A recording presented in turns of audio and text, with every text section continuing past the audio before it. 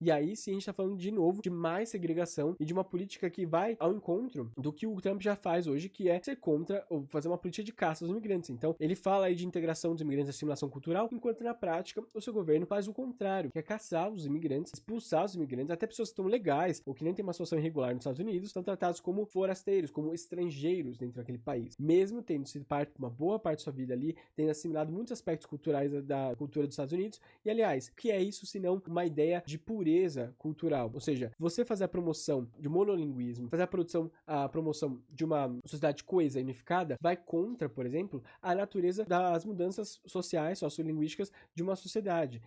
Então, o Trump, isso foi já em maio, já faz um pouco de tempo, mas ele tá tentando assinar uma ordem para tornar o inglês o idioma oficial dos Estados Unidos. Então, vamos ver aqui essa matéria que fala sobre essa ordem executiva que o Trump quer assinar para transformar o inglês como o idioma oficial dos Estados Unidos. Você pode me perguntar, mas o inglês não é o idioma oficial dos Estados Unidos? Vamos entrar nesse assunto. Veja aqui que ele fala alguns dados, já não quero entrar nesses dados agora. Ele fala aqui nesse documento, por que ele quer fazer o inglês se tornar a língua oficial. Ele diz que estabelecer o inglês como língua oficial não só agilizará a comunicação, mas também reforçará os valores nacionais e criará uma sociedade mais coesa e eficiente. Só para comentar, tinha algumas pessoas, aliás, que eu acabei de citar, também tinham essa ideia de unidade nacional, coesão nacional, e ele estava na Itália nas décadas de 20, 30, 40, tinha muito essa ideia de coesão nacional, uma ideia homogênea, sem rachaduras, né, sem variedades, sem complexificações, tudo muito igual, enfim. Então ele continua dizendo aqui nesse documento, né, para promover a união, cultivar uma cultura americana partilhada para todos os cidadãos, garantir consistência nas operações governamentais, é do melhor interesse da América, Estados Unidos da América, que o governo federal designe uma e apenas uma língua oficial. E aqui na matéria de ontem tem mais um trechinho que ele fala aqui: os documentos históricos de governo da nossa nação, incluindo a Declaração de Independência e a Constituição, foram todos escritos em inglês. Portanto, já passou da hora de o inglês ser declarado como língua oficial dos Estados Unidos. Uma língua nacionalmente designada é o cerne de uma sociedade unificada e coesa, que ele tinha falado já naquela outra parte que eu li pra vocês. De novo, sociedade unificada, coesa. Depois busquem um pouco sobre quem eram as figuras que adoravam essa ideia de uma unidade coesa. Aliás, o facho é a ideia de uma união homogênea, todos juntos, né, ali, sem diferenças individuais.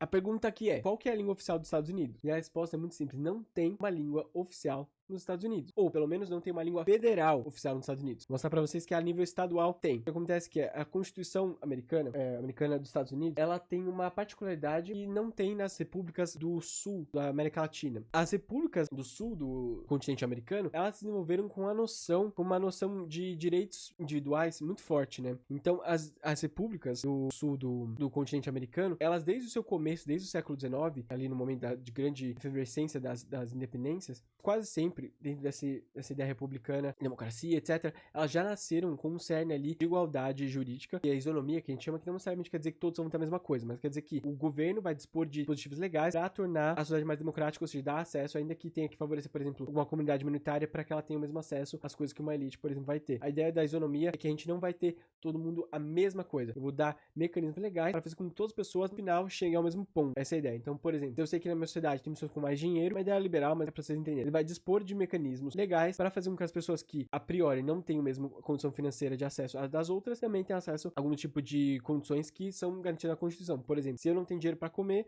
uma pessoa tem mais dinheiro que eu para comer, não faz sentido ela receber uma ajuda do governo para comer, porque eu que não tenho o dinheiro e tenho que acessar a mesma coisa que ela, que é a comida, entende? É assim que funcionam as repúblicas liberais e as constituições liberais. Então, a peculiaridade da Constituição dos Estados Unidos é que essa Constituição, ela não faz muitas determinações de isonomia jurídica, etc. Enfim, ela fala sobre igualdade, etc. Mas o que ela não faz é para determinar coisas a nível federal, de forma muito determinada. Então, por exemplo, o que a gente vê nos Estados Unidos é que cada estado vai ter muita independência e autonomia para criar suas leis locais. As leis podem ser muito diferentes entre um estado e outro. Também até a forma de expansão talvez dos Estados Unidos, que apesar de ter o documento, como o Trump falou aqui, os documentos históricos da nação, como a Declaração de Independência, Constituição, terem sido redigidos em inglês, é um país que começou numa região, vamos lembrar, que é ali das 13 colônias, que tinha muitas línguas nativas, que não eram inglês, e tinha muitas línguas hispânicas, o espanhol, né? A gente vai ver uma boa parte do que é os Estados Unidos hoje era México, e além disso também é uma parte francesa, que foi dominada pela França. Então assim, os Estados Unidos já foi um país que nasceu dentro de uma multiculturalidade étnica e linguística. Isso não quer dizer que é um país, assim, que abraça essa multiculturalidade, é o que eu quero dizer. Eu quero dizer que eles já nasceram de uma forma menos homogênea, vamos dizer assim, do que as pessoas talvez gostam de imaginar. Aí houve o massacre da expansão pro oeste, houve o rompimento com o México e o domínio de muitas regiões do México, houve tudo isso também. Mas o que isso levou é que os Estados Unidos nunca declarou ou nunca determinou a nível federal qual que era a língua oficial desse país. Isso faz com que existam algumas situações peculiares. Essas são a lista, por exemplo, de estados como língua oficial o inglês. Então veja bem, Alabama, Alaska, Arizona, Arkansas, Califórnia, enfim, aqui os 8 primeiros, tudo determinado como a língua oficial do estado, o inglês. Delaware, esses países aqui, ó, esses estados aqui, nenhuma língua oficial. Depois Flórida, Georgia, inglês. Aqui no Havaí, o inglês e o havaiano. Depois o Havaí também, o havaiano, enfim. Então veja que assim, uma boa parte desses estados, se eu não me engano, perto de 30 estados, tem a língua oficial, o inglês, de 30 de 50. Então não é a maioria. E esse processo, ele é muito curioso porque, se a gente for olhar alguns dados, por exemplo, questão de língua, vejam que esse censo aqui, divulgado em junho de 2025, ou seja, mês passado, mais de uma pessoa a cada 5, ou seja, 22% nos Estados Unidos, de 5 anos ou mais, elas falam uma outra língua que não é em casa, que não é o inglês. E olha só outros dados interessantes. Dessas uma a cada 5 pessoas, ou mais de uma pessoa a cada 5 pessoas, 22% que falam uma outra língua não sendo inglês, 61% dessas pessoas fala espanhol e 78% falam um idioma indo-europeu, que pode incluir o espanhol, enfim, indo-europeu inclui todas as línguas indo-europeias, né, que vem do mesmo tronco linguístico ali, espanhol, alemão, indiano também, o tcheco, todas as línguas vão vir do tronco indo-linguístico. Mas veja que uma boa parte é só o espanhol. Só o espanhol já é 60% das pessoas, dos 22% da população que falam outra língua que não seja o inglês. Veja bem que só 62% que falam outra língua dizem falar muito bem o inglês. Então significa que quase 40% ali não acham que falam bem o inglês. Pode ter uma questão de autoavaliação, acha que não fala bem o inglês, enfim, a pessoa pode ser mais ou menos criteriosa, boa parte delas ali, 40%, não acha que fala bem inglês, né? E aí tem uma outra línguas nativas que ele vai por aqui, por exemplo, línguas nativas do continente, eu não sei quantas tem, mas tem várias também que línguas nativas que ainda se mantém algumas comunidades isoladas, mas principalmente hoje em dia a comunidade latina e a comunidade de asiáticos que compõem esse mosaico linguístico, principalmente nos Estados Unidos. O que eu quero dizer com isso, o que eu queria mostrar com isso é que já hoje os territórios dos Estados Unidos têm uma multiculturalidade linguística até alta, vamos dizer assim, 22% é uma boa parte da população, são quase 40 milhões de pessoas de um país de 300 milhões de pessoas, sei lá, que falam a sua outra língua. E essa notícia do Trump, ela chamou atenção porque o Jeb Bush estava concorrendo à presidência com o Trump também. Boa parte da sua campanha ele passou falando, por exemplo, com a comunidade hispânica, comunidade latina, porque ele tem uma esposa mexicana, ele fala espanhol, e aí aqui eu vou mostrar pra vocês um trecho dele falando um pouco em espanhol pra vocês verem que assim, ele de fato domina o espanhol, uma forma assim, política até de se aproximar de uma comunidade latina muito grande nos Estados Unidos. Boa parte da sua campanha ele dedicou também a falar diretamente com essas pessoas na sua língua materna, nativa, de família, que isso tem um poder muito grande. Me surpreende até, por exemplo, as comunidades latinas não terem votado, não que eu acho que ele seja uma boa opção, mas me surpreende não ter tido apoio das comunidades latinas por ser uma pessoa que fala bem o espanhol, né? Consegue falar diretamente com eles, que realmente gera um estranhamento, porque de políticos dos Estados Unidos, poucos deles falavam mais de outra língua além do inglês. Mas dê uma olhada, então, Jeb Bush, por exemplo, falando com os repórteres em espanhol sobre o Donald Trump. Bueno, inédito en la política que es Donald Trump. Usted me imagino que debe estar preocupado sobre el tema o por lo menos diseñando una estrategia yo estoy preocupado por el futuro de este país. Yo creo que necesitamos liderazgo probado de un conservador que se puede cambiar la dirección del país. Y el tema de Trump lo hace eso más difícil porque el hombre no es conservador, no tiene una carreira que se pode... Bem, só pra vocês verem aqui um pouquinho dessa campanha dele, então, o que o Trump tava criticando aqui durante a campanha, o que ele criticou muito foi o fato de que o Jeb Bush tava falando em espanhol com as pessoas, e ele até falou publicamente assim, para de falar espanhol, aqui respeito aos Estados Unidos, ou você tem que falar inglês porque os Estados Unidos falam inglês oficialmente, e aí ele tinha que falar inglês, né, segundo Trump. Mas lembrando que não tem uma língua oficial dos Estados Unidos, mas o que quer dizer que a maior parte da população fala inglês, a maior parte dos documentos são feitos em inglês, então ele deveria falar inglês porque estava sendo concorrendo ali para ser presidente dos Estados Unidos e não de um outro país latino que seja assim. Ignorando, por exemplo, até a própria base de votantes, né, de eleitores do Trump, que muitos deles votaram sendo latinos, de origem latina, que falam, a sua família fala, ou eles falam uma outra língua que não é o inglês, muito provavelmente o português ou o espanhol, mais o espanhol que o inglês, né? E o que eu queria falar sobre isso é que, assim, eu vou deixar pra vocês depois de referência um documento aqui que se chama English as the Official Language of the United States, an Overview. É uma análise, assim, ao longo dos anos, como foi lidada, como se lidaram com essa questão de multiculturalidade, multilinguismo bilínguismo nos Estados Unidos. Tem muita essa ideia de assimilação de que os imigrantes têm que aprender a língua local para poder ser assimilados para aquela comunidade e participar de forma efetiva daquela comunidade, mas já vou falar sobre isso, o porquê que talvez isso não tenha nada a ver com a questão de você aprender a língua ou não. Enfim, mas o que a gente tem que saber é que desde o começo do século XX, de 1906, o inglês já foi considerado, ou a capacidade de entender e falar inglês já foi considerado como um requisito para as pessoas serem naturalizadas. Então, quem é naturalizado nos Estados Unidos vai ter que saber falar inglês de qualquer forma. Então, para as pessoas que estão naturalizadas nos Estados Unidos, que compõem, vamos dizer assim, oficialmente os americanos, estadunidenses, eles já falam inglês, porque para passar por esse processo, eles já têm que dominar o inglês, né? Além disso, desde 1980, 81 para ser específico, começaram, e aqui eu confesso para vocês que eu não fui muito atrás dos motivos políticos da época, mas a partir dessa época, começou um esforço jurídico nos Estados Unidos, e aí teve vários esforços até a década de 90, depois entrando nos anos 2000 e agora com o Trump também, vários esforços para tentar tornar o inglês a língua oficial federal dos Estados Unidos. E vocês viram que estadualmente tem muitos deles que já consideram o inglês como oficial, mas não é federal, não é obrigatório para todos os estados. E aí, 1981, 1983, 4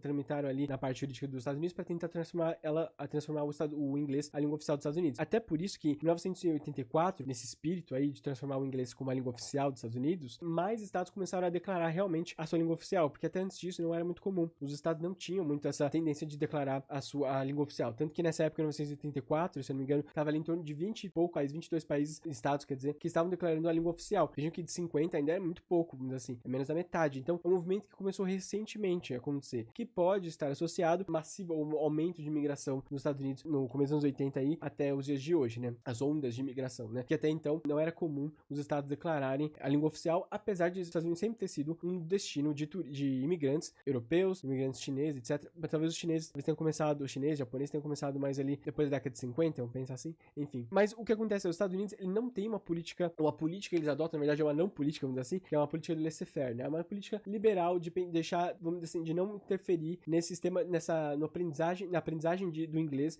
pelos imigrantes. Então, a política oficial dos Estados Unidos é não ter política, é deixar basicamente a cargo de organizações sem fins lucrativos, não governamentais, igrejas e o próprio sistema da escola pública se encarregar do ensino do inglês para esses imigrantes. Então, o que acontece é, se um imigrante vai para os Estados Unidos, não tem nenhum suporte oficial do governo, não tem política do governo para integrar esse imigrante aos Estados Unidos. Significa que esse imigrante vai aprender ou com instituições que, por boa vontade, benevolência, por uma missão, seja assim, vai ajudar esses imigrantes, ou pelas escolas públicas, vão entrar no sistema público de ensino, que não é feito para imigrantes, é feito para quem é nativo, e tentar ali se desenrolar e aprender a língua. O que algumas pessoas podem imaginar é que, será que isso, por exemplo, atrapalha a integração dos imigrantes? Assim, a gente pode pensar que uma política de não interferência nessa aprendizagem de idiomas da língua oficial do seu país, ou oficial não, mas a língua mais falada do seu país, né, que é tratada como língua oficial, não ter essa política, será que não atrapalharia essa integração dessas pessoas? O que parece acontecer é que essa política tem dado certo para os Estados Unidos. O que acontece é que, ao longo do tempo, os imigrantes têm levado menos e menos tempo para aprender o inglês. Por exemplo, depois de 1950, a ideia era que um imigrante demorava quase 5 anos para aprender a língua o inglês, e hoje em dia isso acontece já bem antes dos 5 anos. Em 5 anos a pessoa já está normalmente integrada. E o que eu queria mostrar para vocês também é um outro gráfico que mostra como a integração dos imigrantes, e por isso que isso também dialoga um pouco com o que as pessoas falam às vezes de ficar com medo de uma pessoa, de um filho não aprender uma língua que está em outro país. Por exemplo, um brasileiro vai para os Estados Unidos e fala, meu filho está falando muito inglês, muito português, será que vai aprender inglês? Ou vice-versa. As crianças vão aprender isso. Aqui é uma prova de que o país em que a pessoa tá, que a criança tá, ela vai aprender conforme passa as gerações, né? Vejam bem, a primeira geração sempre é a geração que vai ter mais problemas para aprender uma língua, porque ela é uma geração que já tá adulta, provavelmente, com os pais, né? Elas já migram normalmente adultas, elas já têm uma língua consolidada, elas têm que aprender de uma forma menos intuitiva, ou a partir de uma idade que já não é tão fácil para as pessoas aprenderem uma língua. Elas vão ter o processo de aquisição linguística que a gente fala, que acontece quando a pessoa é uma criança. Quando é uma criança, ela adquire uma língua, ao contrário de aprender uma língua de forma explícita, como nós fazemos adultos. E aí veja bem que a segunda geração já é um salto razoável para essa integração linguística, vamos dizer assim, que aprendem o inglês. E aí, no finalzinho ali, quando é a terceira geração, basicamente a maior parte das pessoas já fala inglês, não tem problema de integração linguística, vamos dizer assim, com o resto dos Estados Unidos. Então percebam que essa ideia de que é necessário adquirir uma língua ao contrário de aprender uma língua de forma explícita como nós fazemos adultos. Mais integrado, mais facilmente integradas, talvez não seja tão necessário, e até o que a gente tem visto até agora é que, de uma forma ou outra, as pessoas acabam aprendendo o inglês sem precisar de uma política direta, por exemplo, com uma obrigação de ter o inglês como oficial. Isso eu acho interessante esse dado aqui, porque imagine assim, o que o Trump tá atacando, por exemplo, o Trump e todas as pessoas nos Estados Unidos que querem transformar o inglês como língua oficial, o que eles atacam normalmente é dizer que não tem uma coesão na sociedade e que as pessoas, os imigrantes, não se assimilam, não tem uma assimilação cultural à cultura na qual eles estão inseridos agora, porque eles falam outra língua. Mas veja bem que na segunda geração já estão praticamente totalmente assimilados, né? E na terceira, então, já muito mais. Então não parece ser justificativa nos dados de que há uma dificuldade de integração na sociedade dos Estados Unidos, esses imigrantes. E como eu disse, esse estudo aqui, depois eu deixo para vocês disponível, ele já mostra que tem diminuído ainda mais o tempo de assimilação cultural dos imigrantes que vão aos Estados Unidos, que esse tempo tem sido reduzido ainda mais. E o que acontece é o seguinte, as pessoas que são a favor de uma língua oficial dos Estados Unidos, elas dizem que isso vai melhorar, como disse, a integração cultural, elas dizem que vai evitar conflitos e divisões sociais, então eles usam o exemplo do Canadá, tem uma parte francesa lá que é um pouco apartada, ele é um pouco separado, assim, do resto do Canadá, mas claro, a nível federal não tem problema nenhum, mas tem uma cultura diferente, ali tem uma cidade que talvez não se mistura tanto com a cidade anglofônica, enfim. O que acontece então é que eles dizem que ter uma língua só ajudaria a evitar os conflitos sociais, as divisões sociais. Então, não teria muito aquela coisa de nós, quer dizer, contra eles, porque nós todos falariam a mesma língua. Essa é a ideia das pessoas que defendem isso. E eles dizem que, por exemplo, não ter uma língua oficial atrasa a assimilação cultural das pessoas. A gente já viu pelos dados que, curiosamente, parece que não tem um atraso na assimilação. Talvez eles possam dizer que seria ainda mais rápida essa assimilação se tivesse essa imposição da língua do inglês. Agora, vamos tentar contrapor esses dados. A questão de evitar o atraso da assimilação ou de promover uma maior integração cultural não é uma consequência necessária de você ter uma língua oficial num país que já tem outras línguas presentes que não são línguas oficiais. Então a gente tem muitos hispanohablantes, por exemplo, ali, em comparação à população total e falando de outras línguas. Mas vamos focar principalmente nos hispanohablantes porque são a maior parte das pessoas, dos imigrantes que falam outra língua nos Estados Unidos. Um dos motivos ou dos argumentos contra essa política, por exemplo, é dizer que aumentaria, na verdade, ao contrário, aumentaria a intolerância com esses grupos você ter uma língua oficial. O que eu quero dizer não é incomum você já perceber uma intolerância com pessoas que não falam o inglês nos Estados Unidos, né? Então, tem ali estados, regiões que já falam, são praticamente dominados por latinos, por comunidades hispânicas e que não falam inglês, e a gente já consegue perceber um clima de hostilidade, evidência empírica, talvez assim, mas também casos de racismo, casos de agressões, etc., de pessoas que não falam inglês e os outros pessoas, os anglófonos, sentem que eles deveriam saber por estar naquele país. Não necessariamente é uma consequência direta de tomar a política de língua oficial, monolíngue, a integração cultural e a falta de divisões. Aliás, o que pode gerar é um rechaço até respaldado oficialmente, ou seja, eu posso dizer, cala a boca, você não fala inglês porque essa é a língua oficial, você deveria saber, isso até a nível institucional, o que leva a um outro problema, que é, eu estabelecer o inglês como língua oficial nos Estados Unidos, me dá o direito de negar serviços e direitos às pessoas que não falam inglês. Então, oficialmente, eu não poderia negar, tem até estados que oficialmente têm na sua legislação, que o estado é obrigado a fornecer um tradutor, ou fornecer alguma forma de adaptação linguística para que as pessoas que não falam inglês, ali naquele país, que estão ali legal, imigrantes, mas estão ali legal, que elas possam acessar os conteúdos, os direitos, os serviços básicos daquele estado. Então, isso é uma legislação em muitos estados. Se eu tiver uma lei a nível federal que diz não ofereçam porque isso não tem nada a ver, a língua oficial é o inglês, isso pode dar um respaldo constitucional para negar direitos, oportunidades e serviços para as pessoas que não falam inglês. E aí sim a gente está falando de novo de mais segregação e de uma política que vai ao encontro do que o Trump já faz hoje, que é ser contra ou fazer uma política de caça aos imigrantes. Então, ele fala aí de integração dos imigrantes e assimilação cultural, enquanto na prática o seu governo faz o contrário, que é caçar os imigrantes, expulsar os imigrantes, até pessoas que estão legais ou que nem tem uma situação irregular nos Estados Unidos, são tratados como forasteiros, como estrangeiros dentro daquele país. Mesmo tendo sido uma boa parte da sua vida ali, tendo assimilado muitos aspectos culturais da cultura dos Estados Unidos, e aliás, o que é isso senão uma ideia de pureza cultural? Ou seja, você fazer a promoção de monolinguismo, fazer a promoção de uma sociedade coesa e unificada, vai contra, por exemplo, a natureza das mudanças sociais, sociolinguísticas de uma sociedade. Por exemplo, há sociedades mais homogêneas e outras menos, obviamente. Mas eu quero dizer, nesse momento, nos Estados Unidos, aliás, a história toda dos Estados Unidos sempre foi muito pouco homogêneo. Claro, a gente tem uma predominância predominância de descendentes europeus, brancos, que é o que a gente vê ali, mas lembrando que esse país é muito grande e que conta, mesmo entre os brancos, com boas diferenças culturais e linguísticas também ali. A gente pode falar sobre, por exemplo, os judeus ali também, apesar de ter alguma integração na sociedade também, são uma boa comunidade étnica que está em presença em peso ali, que são diferentes dos brancos tradicionais, vamos dizer assim, cristãos, etc. A história dos Estados Unidos, ela é marcada pela multietnicidade, pela multipluralidade cultural ali dentro, porque ela foi formada também por imigrantes que invadiram aquela terra e começaram ali a fazer um outro processo de assimilação cultural que as pessoas que estavam ali não tinham, e outro também, aquele território que era do México, por exemplo, também foi assimilado, foi dominado, e ali tinha comunidades que já falavam em espanhol, já tinha um contínuo linguístico ali que funcionava antes dessa presença dos anglófonos nessa região. O que eu quero dizer com isso é que, historicamente, os Estados Unidos nunca foi um país monolíngue homogêneo dessa forma. Só que a diferença é que essas políticas agora tentam criar uma história de uma certa pureza de étnica, cultural, nacional, que seja, que acontece também na Europa. A gente vê muito isso, por exemplo, com Portugal, com Espanha, que ficam incomodados, por exemplo, com a recepção de imigrantes. Espanha, a França, a Alemanha também, ficam incomodados com a recepção de imigrantes que dizem que estão destoando ali, ou deturpando o que seria essa ideia de cultura da Alemanha, cultura da Espanha, sendo que até mesmo o que eles formaram, o que se conhecem até hoje, entendem hoje como cultura alemã, cultura francesa, cultura espanhola, não foi homogêneo. E nesse processo de mudança, tentar forçar uma lei, por exemplo, junto com outras políticas de caça imigrante que a gente viu nos Estados Unidos, como um país monolíngue, vai contra o próprio movimento que está acontecendo agora de expansão do espanhol dentro dos Estados Unidos. A gente não vai entrar aqui em julgamento de valor, se é bom, positivo, negativo ou positivo, esse tipo de aumento, mas o que acontece hoje nos Estados Unidos, o espanhol é uma língua relevante a falar por milhões de pessoas. A gente vê ali por boa parte das pessoas que não falam outra língua que não o inglês, falam espanhol. Então, no final, o que eu queria